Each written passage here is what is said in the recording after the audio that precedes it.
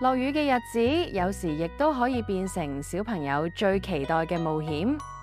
今日嘅主角係1歲半嘅心月同佢嘅新水鞋。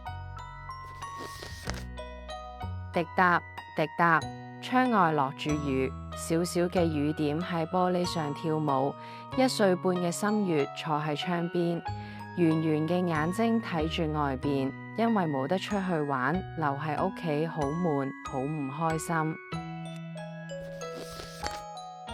媽媽笑住走過嚟，手裏邊揸住一個盒，睇心月，呢個係俾你嘅禮物。媽媽溫柔咁話：哇，係一對好靚嘅粉紅色水鞋，佢哋亮晶晶嘅，好似2粒甜甜嘅草莓糖果。心月忍唔住伸出小小嘅手指，輕輕咁摸咗下。我哋着上佢去出邊玩好嗎？媽媽問。心月用力咁點點頭，媽媽幫心月着上新嘅粉紅色水鞋，感覺好 fit， 好襯心月啊！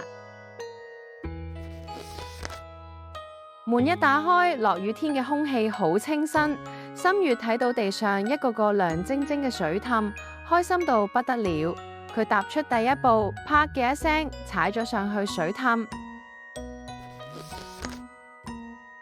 水花濺起嚟，好好玩。心月嘅小腳仔開始喺水凼上面走嚟走去，啪啪啪，每一步都好似喺度唱歌。佢笑到咔咔聲。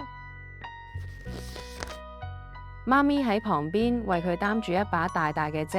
心月睇到雨遮，伸出手仔話：佢都想自己拎住嗰把靚靚嘅遮。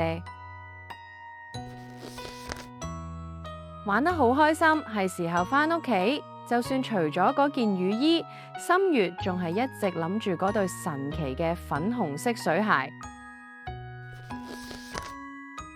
第2日，今日係晴天，但係心月仲係跑到鞋櫃前邊，自己打開櫃門，踮起腳尖，將嗰對粉紅色嘅水鞋攞咗出嚟。佢將腳仔塞入水鞋，喺客廳嘅地板上走嚟走去。啪啪啪，心月笑得好開心，好似地板上有好多好多睇唔見嘅快樂水凼。人越大，我哋總覺得要得到更多，擁有更好，先至會開心。但對小朋友嚟講，一對新水鞋，一個水凼，就已經係全世界嘅快樂。或者幸福本來就咁簡單，只係我哋慢慢唔記得咗。